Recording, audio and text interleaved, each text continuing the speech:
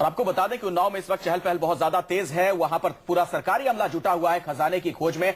हमारे संवाददाता भी वहां पर मौजूद हैं, वहां भी आपको लिए चलेंगे और दिखाएंगे क्या कुछ चल रहा है इस वक्त वहां पर, किस तरह से खजाने की खोज के लिए खुदाई का काम शुरू हुआ है। लेकिन पहले ओमकारानंद सरस्वती जी, आपसे मेरा एक सवाल है।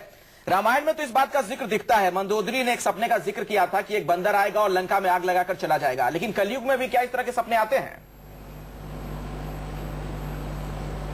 मंदोदरी ने नहीं, अखिलेश आनंद जी, त्रिजटा नाम की एक राक्षसी ने देखा था इस स्वप्न को जी। और उन्होंने अवगत कराया था और इस विषय में चर्चा है। और अगर स्वप्न में, और जहां तक पूर्वत भी मैंने ये बात कही और आप लोग निरंतर देख रहे हैं, सुन रहे हैं कि वहां के गांव वालों ने भी ये कहा कि बरसात ज्यादा होती है तो कुछ सिक्के निकल जाते हैं, कुछ चांदी के आभूषण मिल जाते हैं, तो कहीं ना कहीं निरंतर उस स्थान पर ये चीजें पाई गई हैं। तो उस साधु का स्वप्न निश्चित ही सत्य होगा और जिसका दावा वो स्वयं से भी कर रहे हैं कि अगर मैं असत्य होऊंगा तो मुझे दंड भी दिया जाए, तो कहीं ना कहीं एक अच्छी बात है और समाज में और राष्ट्र में और भारत के एक कोष में अर्थ की व्यवस्था बढ़ेगी। और हम लोग को इसकी प्रसन्नता है कि अगर ऐसे संत और भी हैं तो ऐसे ऐसे विचार और ऐसे संत और भी हैं, तो आप चाहते हैं हर संत 1000-1000 2,000 टन सोने का सपना देखने लगे, फिर संतों में कंपटीशन हो जाएगा कि आपने 1000 का देखा तो हम 5000 का देखें। ये तो अच्छा है, ये तो अच्छा है अंजुम जी, कम से कम भारत का अर्थकोश तो अच्छा होगा। कम से कम यहाँ की जो भारत भूमि की पृष्ठभूमि इतनी अच्छी है, उसमें कम से कम पूरा विश्व देखेगा कि हाँ, तो रिजर्व बैंक के गवर्नर सर पकड़ के बैठ जाएंगे, उनकी नौकरी खतरे में होगी, क्योंकि संतों के सपने से ही देश चलेगा। फिर रिजर्व बैंक की पूरी इकोनॉमी अब संत के स्वप्न से ही तो अंजुम जी संत के स्वप्न से ही तो एसआई की टीम पहुंच रही है, संत के स्वप्न से ही तो आप इतनी चर्चाएं करा रहे हैं। कहीं ना कहीं संत का स्वप्न है तभी तो ये सब हो रहा है। चलिए, हमारे साथ है या नहीं है ये स्वयं भी कह रहे हैं और हम लोग की मान्यता ये है। जी, आप कुछ करें स्वामी विशालानंद जी। देखिए, बहुत तरह के लोग हैं, मैं फिर 1 मिनट कह दूं दर्शकों को कि बहुत सारे लोग हैं जो सपने पर भरोसा करते हैं, बहुत सारे लोग हैं जो शोभन सरकार, जो संत हैं, उन्नाव के रहने वाले हैं, उनके भक्तों की बहुत बड़ी जमात है, वो भरोसा कर रहे हैं कि अगर शोभन सरकार जी ने सपना देखा है, सपने में 1000 टन या 2500 टन सोना देखा है, वो सोना जरूर होगा। और आपको बता दें कि शोभन सरकार की तरफ से प्रधानमंत्री राष्ट्रपति को चिट्ठी लिखकर दावा किया गया है कि वहां सोना है। और आपको बता दें 2 दिन बाद 18 अक्टूबर को एएसआई वहां खुदाई करने वाली है, जगह चिन्हित कर ली गई है। क्या आपको लगता है कि 2 दिन बाद, और जो संत की तरफ से, शोभन सरकार की तरफ से कहा गया 2013 की दिवाली के पहले पूरा स्वर्ण कोष निकलकर बाहर आ जाएगा, ये हो जाएगा? अजीत जी, देखिए, जो एएसआई की खुदाई है वो कहीं अर्थ मूवर से नहीं होती, वो चाकुओं से, खुरपियों से और ब्रशेस से होती है। तो इसको इतनी जल्दी कर पाना और इतने कम बजट में कर पाना ये संभव नहीं। जो उन्होंने 10 लाख की बात की, इसमें कहीं 100 करोड़ रुपया लग जाएगा 10 एकड़ को खोदने में, और उसमें बहुत ज्यादा प्रोफेशनल लोग हैं जो खुदाई करते हैं। ओंकारानंद जी, जो बात आपने कही कि लोगों ने बरसात में आते हुए देखा, कि एक भी व्यक्ति ऐसा नहीं है वहां पर जिसने कहा कि मैंने देखा। उन्होंने कहा सुनते हैं कि ऐसा लोगों को बरसात में वहां से सोने के चांदी के सिक्के मिले। एक भी ऐसा प्रमाणित व्यक्ति नहीं है, मैंने खुद अपनी शाखा से वहां से पता किया, उन्होंने कहा एक भी ऐसा व्यक्ति नहीं है जो ये कह सके कि हाँ हमने वहां पर देखा। और जहां तक बात है शास्त्रों की, बहुत सारी चीजें अजीत जी शास्त्रों में अलंकृत है समझाने के लिए। जैसे अभी सरस्वती जी ने, सर्वानंद सरस्वती जी ने कहा फिलोसोफर स्टोन की, फिलोसॉफिकल स्टोन की, जिसको पारसमणि कहा जाता है, पारसमणि समझाने के लिए गया। ना तो किसी ने कोई ऐसा हंस देखा जो दूध और पानी को अलग अलग कर दे, ये विवेक का प्रतीक है वो हंस। इसी प्रकार से पारसमणि भी प्रतीक है। तो ये सब चीजें प्रतीकात्मक हैं जो हमारे शास्त्रों और ग्रंथों में दी गई, हमें उसी तरह से उनको लेना चाहिए। हमारे साथ पुनीत आलोक छवि जी भी बने हुए हैं, आप मेटाफिजिक्स के प्रोफेसर हैं। सर, आपसे समझना चाहूंगा, इस तरह के सपने यथार्थ के कितने करीब होते हैं, कितने हकीकत के करीब माने जाएं? नहीं, और उससे साथ एक और जोड़ता हूं कि आप स्वप्न का विश्लेषण करते हैं। आपने आज तक जिंदगी में कोई ऐसा सपना देखा जो पूरा हो गया? हाँ, बोलिए पुनीत जी, 2 सवाल पूछे। सबसे बड़ी बात यह है कि साधु ने जो स्वप्न देखा है, साधु ने जो स्वप्न देखा है उसमें उन्होंने 3 संकेतों की चर्चा की है। पहला कि उन्होंने पितृपक्ष में देखा एक राजा के बारे में जो अपनी मृत आत्मा से अपनी मुक्ति चाहता है। दूसरा, उन्होंने कहा कि वहां स्वर्ण है दबा हुआ। तीसरी बात जो उन्होंने कही कि वो स्वर्ण जो है दिवाली से पहले आएगा, ये सांकेतिक बात है। स्वप्न उनका सच है। इन 3 संकेतों से यह जाहिर है कि उनके द्वारा देखा गया स्वप्न सच है, निश्चित रूप से सच होगा। जहां तक मात्रा की बात है, वो मात्रा अपभ्रंश है। वो उनके साथ जो लोग जुड़े हुए हैं वो उन मात्राओं को कह रहे हैं। जो मात्राएं आप देखेंगे वहां जमीन के नीचे से निकलेगी, वही सच होगा। जहां तक मेरा प्रश्न है, जो मैंने देखा है स्वप्न किसी भी तरह का, सबसे पहली बात है कि मैंने स्वप्न देखा कि मैं मेटाफिजिक्स के विषय में रिसर्च करूंगा, और आज मैं वो रिसर्च कर करके बैठा हूं। अच्छा, और ये आपने सपने में देखा? जिस समय मैंने यह स्वप्न देखा, जो स्वप्न मैंने ये देखा, उस समय मैं क्लास 9th में पढ़ता था, और उस समय से मेरी यह रुचि बढ़ी। और अच्छा, एक चीज बताइए, चलिए अच्छी बात है, आपने सपने में देखा, और जो सपने में देखा पुनीत जी जो सपने में देखा वो आप बन गए। अब पता नहीं 10 साल बाद हम कहाँ रहेंगे, अभी 2013 है, 2023 के बारे में कोई सपना अगर देखें तो हम चाहेंगे एक बार पता चले कि 10 साल बाद हम चेक करना चाहेंगे। मुझे लगता है देखिए, सपने में बहुत तरह के लोग बहुत सारी चीजें, बड़ी बात है, लेकिन इस तरह से सपना देखना, सबसे पहली बात और उस सपने को सच मानना, स्वप्न जो है जी, स्वप्न जो है, सपने को देखना गलत नहीं है, सपने को सच मानना गलत नहीं है। जैसे एक वैज्ञानिक अगर यह स्वप्न देखता है, यह विचार करता है कि नहीं भाई ये मंगल ग्रह पर ये रॉकेट जाएगा, उसने दोनों सपने में फर्क है। देखिए दोनों में फर्क है, वो स्वप्न नहीं है, वो डिटर्मिनेशन है, वो जागृत है। एक मिनट, कन्विक्शन, एक सपना, एक सपने, दोनों फर्क है। अगर नहीं, वो डिटर्मिनेशन है। खुली आंखों से देखे गए सपने और बंद आंखों से नींद में देखे गए सपने में फर्क है। माफ करिए, फिर आप दोनों को मिला रहे हैं। मैं आपको संत ने और सपना देखा है, इसलिए सच है कि नहीं? अगर सपना संत ने देखा तो प्रश्न चिन्ह है। नहीं, प्रश्न नहीं, आप गलत ढंग से, नहीं, सही है। पहली बात, यह यथार्थ से गलत है। पहली बात कि अगर पहली बात हम करेक्ट कर दें, अगर उन्होंने सपना देखा, उन्होंने सपने में 1000 टन या 2500 टन सोना देखा, अगर ये सोना मिल जाता है बहुत बड़ी बात है, सलाम उनको भी किया जाना चाहिए, देश की आर्थिक स्थिति सुधर जाएगी। और रघुराम राजन जो रिजर्व बैंक के गवर्नर हैं, उनको शरणागत हो जाना चाहिए, निश्चिंत हो जाना चाहिए अगले 10-20 साल के लिए। और ये बाबा रामदेव, काला धन और ये सब तमाम आंदोलन सब खत्म हो जाएगा और देश की ऐसी तस्वीर बदलेगी। आज हम लोग कैलकुलेट कर रहे थे पुनीत जी, 2400-2500 रुपये 125 करोड़ की आबादी में हर आदमी के हिस्से चला जाएगा। हमें भी मिलेगा, आपको भी मिलेगा अगर उसको बांट दिया जाए तो इसलिए वो बहुत अच्छी बात है। हम सपना सच हो जाए, सपना सच हो जाए, ये कामना हम भी रखते हैं। हम तो ये सवाल कर रहे हैं, क्या सपना सच हो सकता है? क्या सपने में सोना जो दिखा, क्या वो सोना मिल सकता है? हमारा सवाल इस पर है पुनीत जी।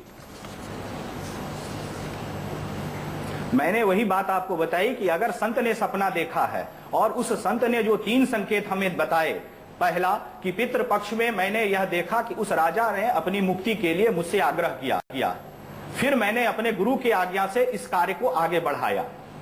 2 संकेत उन्होंने दिया कि वो धन जमीन के नीचे है। उन्होंने ये नहीं कहा कि ये धन किस रूप में है, नहीं कहा ना, कहा। एक मिनट लोग बता रहे हैं पुनीत जी, आज जो चिट्ठी लिखी गई है जुड़े हुए लोगों ने कहा, इस चिट्ठी में लिखा गया है कि 80% उसमें से सोने के बिस्किट हैं, ये कहा गया है। ये शोभन सरकार के शिष्य की तरफ से, आश्रम की तरफ से सरकार को आज चिट्ठी भेजी गई, प्रधानमंत्री को। लेकिन चलिए, हम सर्वानंद जी, आप मुस्कुरा रहे हैं, आपने कोई ऐसा सपना देखा है सर्वानंद जी जो सच हो गया? मैं खुली आंखों से सपने की बात तो मानता हूं कि सच होता है, क्योंकि वो कन्विक्शन होता है, वो सपना एक जिद होती है कि जिंदगी में हमें कुछ बनना है, कुछ पाना है। लेकिन ऐसा सपना जो नींद में आपने देखा और वो पूरा हो गया?